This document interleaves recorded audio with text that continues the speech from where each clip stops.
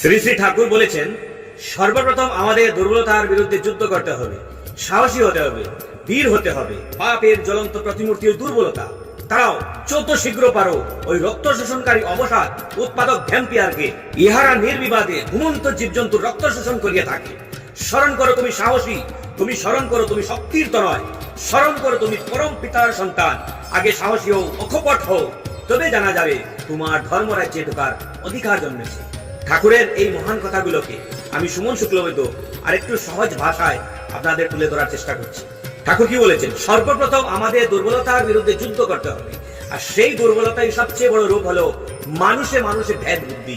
সাহসী হতে হবে, বীর হতে হবে, কারণ জাতিভেদ, বর্ণভেদ, অহংকার ও সংকীর্ণতা এই সমাজের পাপের জ্বলন্ত প্রতিমূর্তি। তারাও যত শীঘ্র পারো এই বিভেদ সৃষ্টিকারী অবসাদ উৎপাদক ভ্যাম্পিয়ারকে, যে নিঃশব্দে আমাদের মানবতা, ভালোবাসা, ঐক্যকে শুষে নেয়। স্মরণ করো তুমি সাহসী, তুমি শক্তির নয়, স্মরণ করো তুমি পরম পিতার সন্তান, আর সেই পিতার দৃষ্টিতে সবই মানুষ সমান।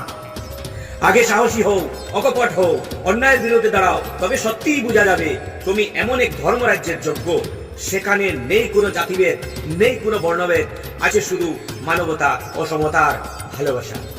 সবাই ভালো থাকুন, সুস্থ থাকুন। সবাইকে আমার প্রাণোন্নিত জয়।